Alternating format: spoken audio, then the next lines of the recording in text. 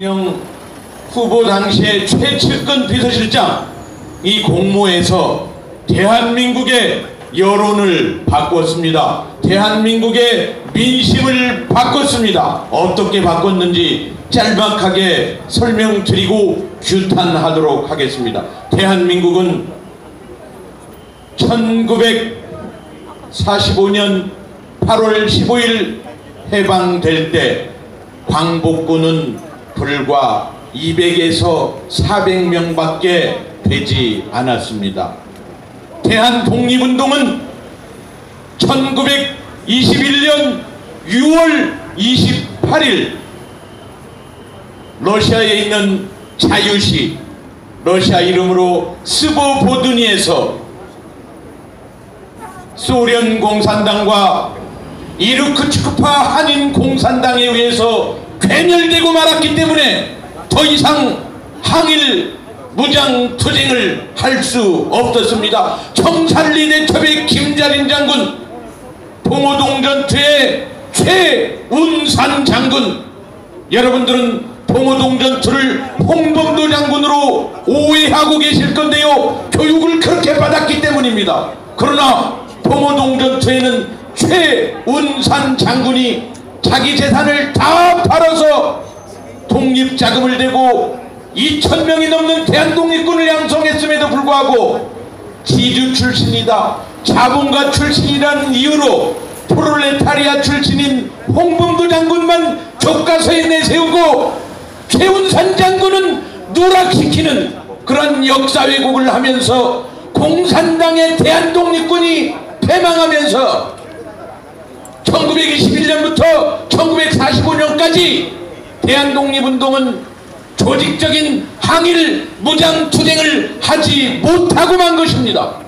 일제와 싸워서 이겼던 청산리 대첩의 봉오동 전투의 대한독립군단은 공산당의 뒤통수를 맞아서 괴멸당하고, 그래서 1945년도에 우리가 해방은 됐지만 우리 힘으로 되지 못했습니다. 만약 1921년에 공산주의자한테 우리 대한독립군이 괴멸당하지 않았으면 우리는 2차 대전의 승전국이 되고 일본을 향해서 배상을 요구할 수 있었습니다. 법적인 배상을 요구할 수 있었습니다. 그러한 역사적 사실을 여러분 아셨습니까? 모르셨죠? 저는 2016년, 17년, 18년 매해 6월 28일이 되면 그 처참한 현장 러시아 스보보드니에 가서 제야강에서 빠져 숨지신 대한독립군을 기리고 있습니다. 여러분도 동참해 주십시오. 여러분, 그렇게 해서 지킨 나라, 자유민주의 나라, 이승만 대통령에 의해서 자유민주주의를 만들었는데 이 자유민주주의의 핵심은 정치적 비판의 자유입니다. 맞죠? 이 자유민주주의의 핵심은 이승만 대통령이 합법적으로 아무 문제 없이 대통령에 당선되었지만 부통령 선거에 문제가 있다는 이유로 이승만 대통령은 하야했고요, 정치적 책임을 진 겁니다. 그게 민주주의는 개인 한 사람의 표현의 자유가 그렇게 중요한 건데, 지난 대선에서 드루킹과 김경수 지사가 공모해서 그 배후 몸통을 밝혀야 되지만 공모해서 142만 개의 댓글을 조작했습니다. 문재인은 대통령감이 아니야 라고 댓글을 썼어요. 142만 명이 그런 댓글을 썼는데 그 댓글을 죽여버리고 문재인을 대통령을 만들자, 그 댓글은 누가 쳐다도 안 보는 댓글을 끌어다 강제로 기계로 조작수를 기계로 높여서 온 국민이 볼 수 있는 베스트 댓글을 만들었으니, 그런 일을 선거 기간 동안 하루에 3,000개의 댓글을 조작했으니 우리 국민은 그 댓글을 보고 민심이 이런가? 내 주변에서는 안철수 얘기도 많이 하던데 반기문은 어디 간 거야? 그랬던 겁니다, 여러분. 그렇게 표현의 자유를 지키고자 했던 조선시대 양반 쌍놈의 시대, 양반들한테 눌렸던 90%의 우리 국민들이, 백성들이 일제시대 때 자기의 표현의 자유를 위해서 독립운동을 했고, 그 독립운동은 공산당에 의해서 괴멸당했고, 다시 이승만 대통령이 표현의 자유를 중심으로 한 자유민주정부를 1948년 8월 15일 만들었는데, 80년대 90년대에는 이런 대중집회를 하면, 정치인들이 하면 지역마다 10,000명씩 모였는데, 디지털 세상이 열리고 난 이후로는 사람이 안 모입니다. 100명만 모이면 대형입니다. 그러니 오늘 이런 집회가 없는 거죠. 초대형 집회를 하고 있는 거죠 지금. 그런데 100명이 모이건 5명이 모이거든 이제 그 모임의 내용을 유튜브로 중계하고 인터넷 뉴스로, 페이스북으로, 카카오톡으로 전달을 하는 겁니다. 그것이 디지털 시대의 쌍방향, 양방향 민주주의입니다. 그런 댓글을 김경수 지사와 드루킹 일당이 142만 개를 조작했다는 겁니다. 여러분, 민주정부 수립 이후에 전 세계에서 영국의 권리장전 이후에 800년 동안 민주주의가 정착되는 과정에서 이러한 142만 명의 표현의 자유를 말살하고 조작하고, 그렇게 청와대에 들어간 저 사람이 정상입니까 여러분? 그렇다면 1심 판결의 내용이 무엇입니까? 성창호 판사가 조목 밝혀서, 제가 했던 이야기의 100배 이상을 밝혀서, 어떤 댓글을 151번을 가짜로 눌렀는지, 어떤 댓글을 683번을 눌렀는지, 그 댓글의 내용이 무엇인지를 다 밝혀서 범죄 일람표에 넣어서 재판을 한 겁니다. 그게 허익범 특검이고요.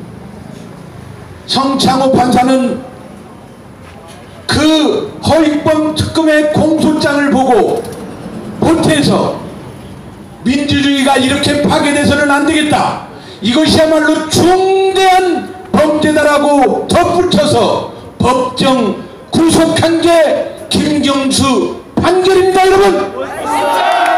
그렇다면 이 판결이 2심에서 그대로 인용되고 유지된다면 대통령은 자격이 있는 겁니까? 없는 겁니까? 그렇다면 보십시오 여러분, 여기 보십시오. 2심 판결을 우리가 지키지 않으면 저들은 이미 1심 판결 성창호 판사를 탄핵하고 있고, 더 이상 재판도 못하게 하고 있고, 그리고 우리 법 연구에 민변 등이 주도하면서 이 1심 판결 명판결을 손바닥 뒤집듯이 뒤집으면 이 엄청난 범죄가 감춰진다고 생각합니까 여러분? 그런데 저들은 보세요. 우리가 1,000만 명이 서명하고 우리가 3,000만 명이 분노하기 전에는 저들은 싹 뒤집어서 저들의 죄를 감추려 할 것입니다. 그러니 여러분께서 1심 판결을 지켜주십시오. 여러분께서 성원해 주시고 여러분께서 그 1심 판결이 2심 판결로 그대로 굳어져서 확정 판결이 되는 순간 대통령은 더 이상 여론 조작에 의한 민심 조작에 의한 민주주의 파괴에 의한 가짜 대통령이 되는 겁니다, 여러분.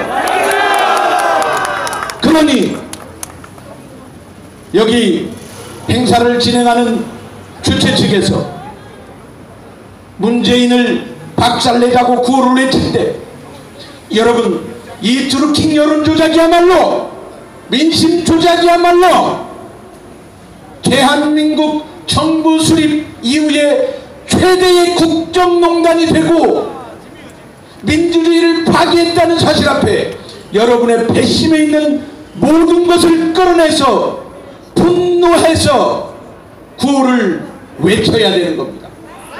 사회자님 구호 이름이 문재인을 박살내자죠. 제가 한번 해볼까요? 사회자님 아주 잘하시더라고요. 뱃속에서 끌어내서 8자밖에 안 되더라고요. 문재인을 박살내자! 문재인을 박살내자! 문재인을 박살내자! 문재인을 박살내자! 그렇게 하는 겁니다. 그렇게 사회자가 하면 그렇게 하는 겁니다. 아시겠죠? 자, 마무리하겠습니다. 여러분,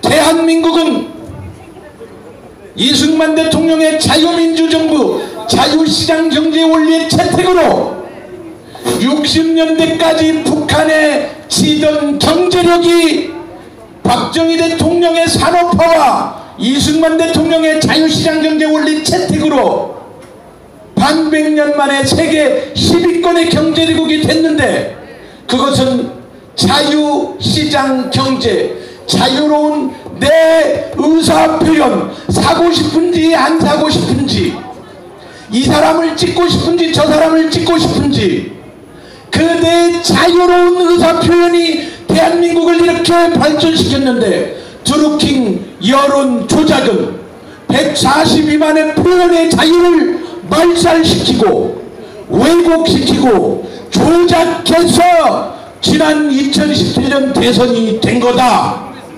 그런데 이 세력은 지난 2012년에 국정원 댓글 사건이 일어났을 때,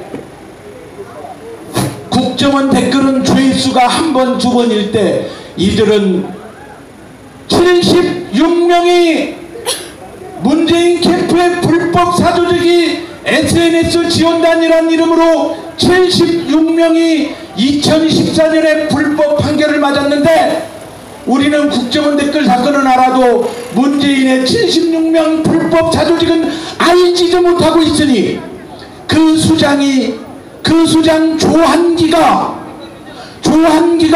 2012년에 그러한 불법을 하고 14년에 선거법 위반을 받고 90만원을 받고, 그 조한기가 충남 서산 태안에서 민주당으로 국회의원을 출마할 때 문재인이 후원회장을 했습니다. 여러분, 그 조한기를 다시 2017년에 또 끌어들이고 당선돼서 탁현민의 상사, 청와대 의전비서관, 지금은 제1부속실장이 돼서 일하고 있으니 김경수는 깃털에 불과한 것입니다.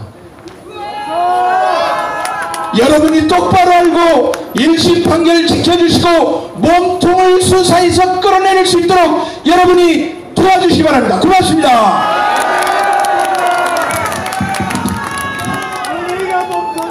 예, 아주 명연설이셨습니다.